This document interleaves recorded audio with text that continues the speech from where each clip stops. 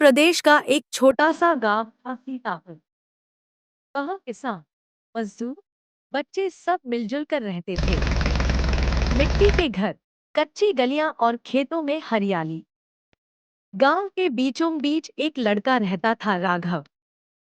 राघव पढ़ा लिखा था लेकिन खेती में भी हाथ बंटाता था। उसका स्वभाव हंसमुख और मददगार था।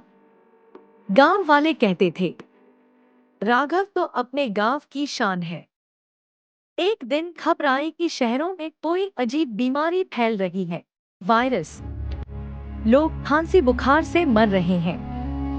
गांव वालों ने सोचा, ये सब शहर की बातें हैं, हम तो सुरक्षित हैं। लेकिन कुछ दिन बाद गांव का ही एक लड़का, जो शहर से लौटा था, बीमार पड़ गया। उसे तेज बुखार, खांसी और थकान होने लगी। डॉक्टर ने कहा, ये वही वायरस हो सकता है। गांव में डर फैल गया। लोग एक दूसरे से दूरी बनाने लगे। राघव की परीक्षा कुछ दिनों बाद राघव भी बीमार पड़ा। उसका गला सूखने लगा, सांस लेने में तकलीफ, तेज बुखार। गांव वाले उससे दूर रहने लगे। पड़ोसी खिड़की से झांक कर कहते, अरे राघव को वही बीमारी हो गई है, इससे मत मिलो, ये छूने से भी फैलती है। गांव का डर और दूरी, गांव का माहौल बदल गया। चौपाल सूनी हो गई। मंदिर में घंटियां तो बजती थी, पर लोग इकट्ठा नहीं होते। खेतों में मजदूर काम करने से डरने लगे। लोग कहते, ये अदृश्य साया है, न दिखता है न समझ आता है, पर इंसान को गिरा देता है।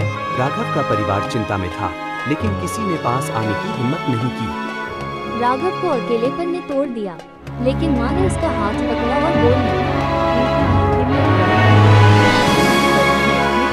बड़ा है। धीरे धीरे राघव की हालत सुधरने लगी। बुखार उतर गया, सांस सामान्य होने लगी। गांव के लोग हैरान थे, अरे ये तो ठीक हो गया हूँ, इसका मतलब ये बीमारी हराई जा सकती है। राघव ने चौपाल पर खड़े होकर सबको बुलाया और कहा, भाइयों बहनों, ये बीमारी डराने के लिए नहीं है, हमें सावधान रहना होगा। साफ सफाई, दूरी, दवाई, यही इलाज है। मैं इस बीमारी से लड़ा हूँ और जीत गया हूँ, हम सब जीत सकते हैं। राघव की बातों ने गांव वालों के दिल से डर निकाल दिया। अब लोग मास्क पहनने लगे। खेतों में काम 2-2 की दूरी पर होने लगा। बीमारों की मदद के लिए एक समिति बनी। गांव ने सीखा कि अदृश्य दुश्मन से लड़ाई अकेले नहीं, बल्कि मिलकर जीतनी पड़ती है। राघव की कहानी हमें ये सिखाती है कि गांव हो या शहर, वायरस किसी को नहीं छोड़ता, लेकिन हिम्मत, सावधानी और एक दूसरे का साथ हमें हर मुश्किल से बचा सकता है।